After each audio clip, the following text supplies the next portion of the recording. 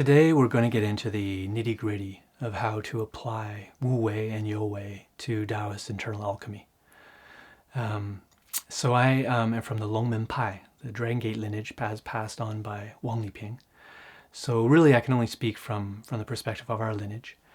But for students who are in this lineage, and perhaps other people who are curious about how we do things, then this talk is for you. Wuwei and Youwei are two very important terms in Taoist cultivation. They've been around for millennia. You can go back to the Warring States period in the Tao Te Ching. The Tao Te Ching, the chapter 1, opens with a discussion about the relationship and the difference between Wu and You. So Wu means nothing. You means something. And yin-yang in Taoist cosmology is that relationship of nothing and something. And Wuwei is a way of acting in accordance with Wu, nothing, right? So it's often translated as non-doing, and then Youwei is its opposite, and that's often translated as doing. There's other translations. I don't think any of the translations are any good, including non-doing and doing. It doesn't quite get it. But I want to stay away from philosophical discussion. There's lots of that available. What we're going to do here today is get into how practitioners, actual practitioners on the ground, apply these terms in our practice. What do we do with them? Because at its root, there seems to be a contradiction, right? So we have this Wuwei, which is privileged. It's the good one, non-doing. We want to dwell in a state of non-doing, or at least in chapter 2 of the Tao Te Ching, it says, the Shengren Chu Wuwei Zhi Shi, the sage inhabits a space of Wuwei, non-doing. So then what's with all the Youwei? And this often can come up in discussion around Taoist cultivation as well, in terms of when should you do something and when should you not. And so that simplifies the discussion, and let's get into it a bit. So from my own personal experience and understanding, Wu Wei is when we are not acting from a sense of self, right? The 自觉, which is what the Taoists call the sense of self. Maybe in the West we call it the ego self. We're not acting from that place of plotting and planning and thinking about what we should do. When we just spontaneously follow the contours of the moment, and in that space, everything happens the way it's meant to happen, and we can attain De. At least that's in the Warring States literature. That's how they talk about it. We attain this power, this virtue. We're in harmony with heaven, and everything. There's nothing that is undone. And so that is the Wu Wei. So if you have that Wu Wei stuff, then shouldn't you just do that or try to figure out what that is and whatnot? And again, there's a paradox there, right? Trying to be Wu Wei. Can you try to be Wu Wei? Yeah, it's all fun, right? It's all there's these contradictions and paradoxes, which I love how they exist within Chinese religious thought and practice. And so I encourage you to embrace it. So, Youwei, do we use that? Yes, yeah, there is definitely a time and a place to approach things from a Youwei mode. Again, going back to that first chapter of the Tao Te Ching,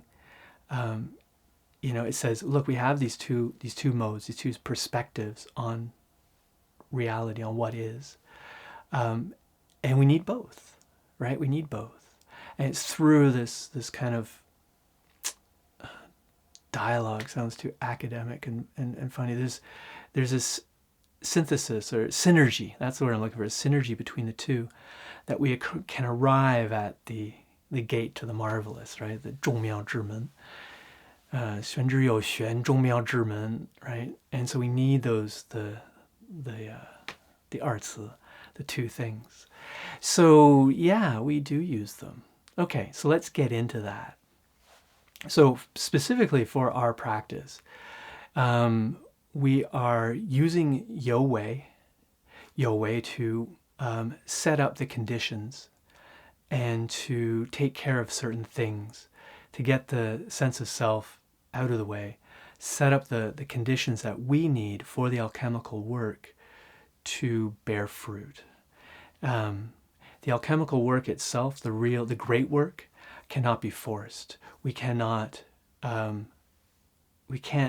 make it happen. All we can do is, at least from my experience, all we can do is set up the conditions, the right conditions, and allow it to emerge, to form, to crystallize. Specifically, if we're talking about the elixir and the embryo as well, right? And so in our lineage, the Longmen Pai, we define internal alchemy, 内丹, as those methods and techniques which directly are trying to form the elixir or the embryo. One of those two things, right? So if it's not about that, then it's something else. And so for us, forming the elixir and the embryo, we need the right conditions. We need the right energetic conditions. We need the body and the mind to be in the right state.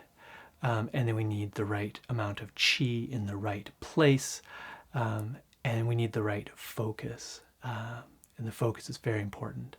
So the yinian, the awareness, is what will turn stone into gold. So the little phrase from Yu Dongbin is turning stone into gold, or lead into gold, I guess we'd call it here in the West. Now, Youwei is what we use to set up those conditions.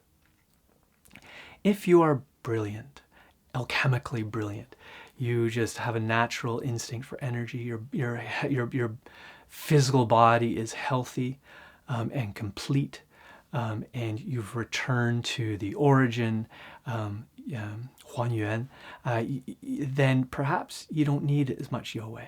Maybe you don't need any. In an ideal state, you just allow it to happen, and it happens. I'm not there yet. I don't know about you, but many of us aren't. I have lots of students in my online program and in my in-person retreats. We're all working on it. It doesn't just happen. We need to put some effort. We need to make these conditions happen, and that is Youwei. And then once we have those conditions set up, then we shift gears, right? I guess we don't shift gears much more when we drive these days, so maybe not an apt metaphor, but we change modes, and we go into a Wuwei mode, and that's when we kind of sit back and allow the practice, the bear, come to fruition. And so that's structured right into our sessions. So in our sessions, we will have, so say we sit for 2 hours in cross-legged sitting, right? We close the eyes, we follow the guided instructions that have been passed down in the lineage, doing specific things, usually inside the body. We follow these guide instructions. And right in that, there is a structure already there. So the first half of the sessions is Youwei. We're doing something in time and space, in 3D or 4D dimension, right? We're working in time and space to get things happening. And that might be specific breathing techniques, focusing the awareness on the lower dantian, getting the lower dantian to move in a specific way, coordinated with some other energetic phenomena. Whatever that is, there is an active working. We're setting up those conditions. We're using Youwei to set up the right conditions. And we do that every session, right? And there's a lot of, what we call in the lineage, huffing and puffing. There's a lot of work that gets done at that point. And once that's done, then we shift modes into a Wuwei mode for the second half of the session. And the second half of the session is characterized by Jingzuo, is silent sitting. Silent meditation. There's a very distinct phase where we phase into this other mode of practice. We've done the Dantian breathing. We've done we're worked with the body pores. We've worked with different organs in the body, and now we've consolidated our awareness and Jing and Qi in a certain area, and now we just wait and allow it to happen, like a chicken sitting on an egg, a hen sitting on an egg, allowing it to hatch. We focus on what we've done and allow it to happen. So for internal alchemy, generally that's allowing the elixir to form, or at least activating the lower Dantian. And there's a number of different levels and benchmarks that go along with that. So wherever level you're at, it's the same approach. We're allowing things to crystallize, to come into fruition. And we call this Mu Yu. Mu Yu is alchemical language for bathe and cleanse. We allow that elixir to happen, or an embryo if you're working on even more advanced stuff. And so we call those two different halves of the session the Youwei. The Youwei and the Wuwei, right? And at the end we have a closing, come back to normal. But really our practice gets every time we practice, we have this interaction, and this interaction between Youwei and Wuwei coming together. So we do stuff, set up the conditions, and then we wait and allow it to happen. We bathe and cleanse. We're bathing and cleansing with our awareness, with our Yinyan. We're flooding it with our Yinyan, our Shen Yi, right? But we're not actively trying to activate the lower field. Often in the beginning, it's getting the lower Dantian going. Later on, it can be lots of other stuff, right? So we need both. If you don't have the Youwei, I guess you don't need it. It just takes it would take a lot longer. The Youwei is kind of a shortcut. That's worked for me, worked for people in our lineage, getting those conditions set up. The trick is knowing how much Youwei to apply and how much Wuwei to apply. And that's just wisdom and experience from practice. So there are times when I'll, in my daily practice, there'll be times I'm like, no Youwei today. I'm just going to do a full quiet sitting at Jingzuo session. Because I know that that's what my body needs. That's what my process needs. And during a session, we also, in Youwei there is some Wuwei, and in Wuwei there is some Youwei. So think of the Taiji tool, the Tai Chi symbol, right? The two fish, looks like that. So something like that.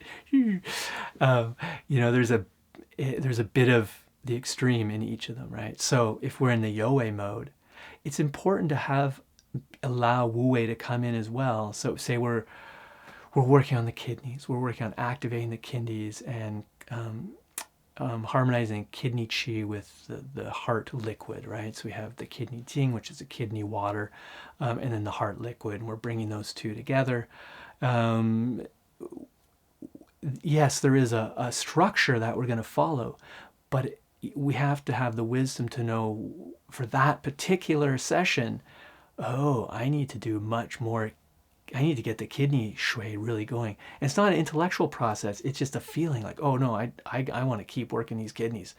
Even if intellectually, like, well, no, I need to work on the heart, bring that heart liquid down as well. Just stay with the kidneys, right? Follow that intuition. The intuition, I think, really is a gateway into Wuwei. So the more we integrate intuition, integrate listening to the heart, then in each moment we'll know what is appropriate and what is not appropriate. And the more I follow my heart, the more I follow my intuition and follow my center, the better my life gets. I can see the power of it. It can be scary at first because the mind keeps us safe, right? The mind likes very black and white, yes, no, systematic approaches, because it gives us a sense of it gives us a sense that we're safe, that nothing's going to go wrong, right? Certainty. It gives us that certainty. If I follow this exactly, it'll work out.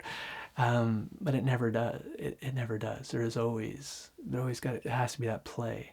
And it's interesting. I think in the West we rely more on the intellect and rational thought, and I think we need both. I think intuition and working from the heart is really important too. If you learn to do any Chinese cooking, it's quite different from Western cooking in terms of how you learn to do it. For Western cooking, we have a recipe, and it seems very clear, right? You have exactly these ingredients, and this is how you're going to, the time you'll need for it, the heat involved, and whatnot.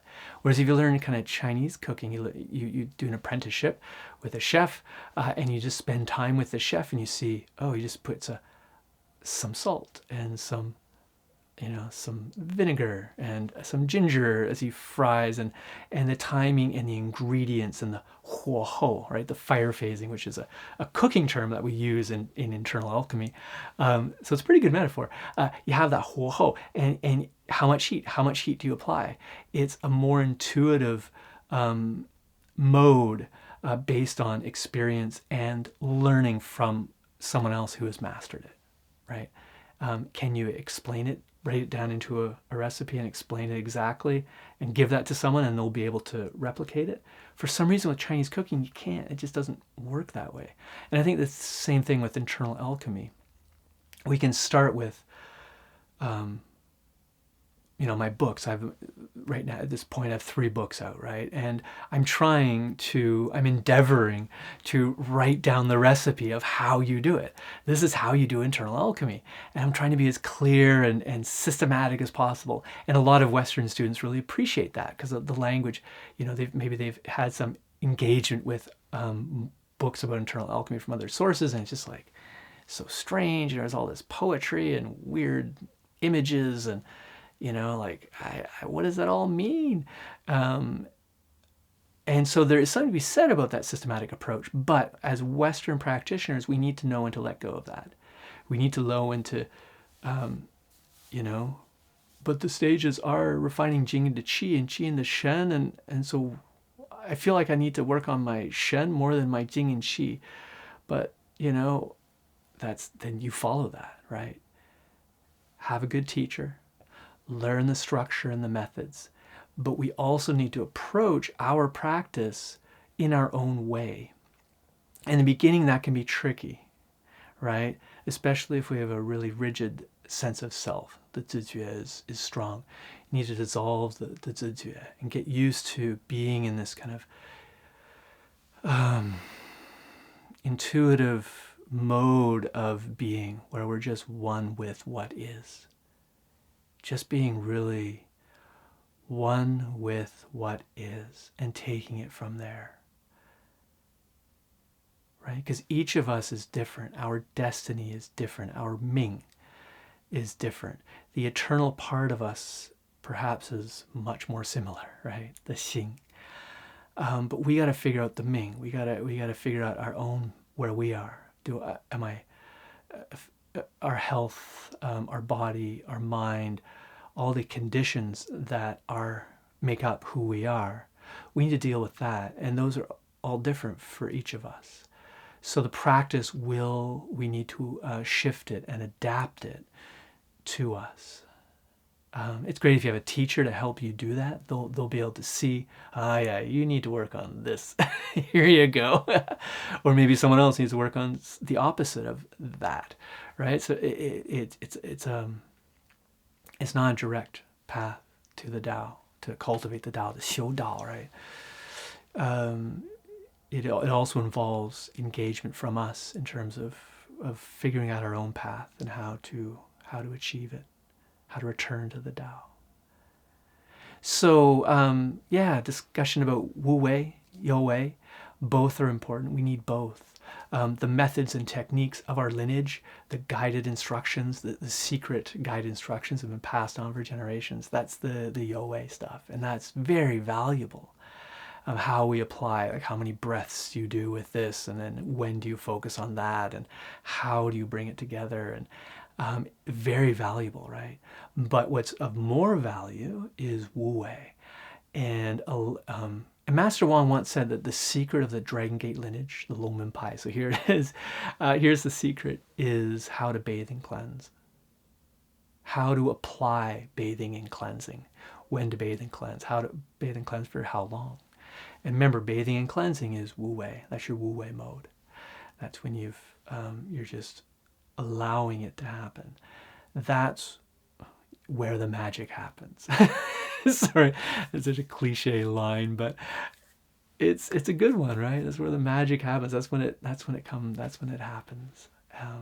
And so it's up to each of us to figure that out for ourselves and work through the process. Okay, I hope that was helpful, and I'll see you next time. Bye bye.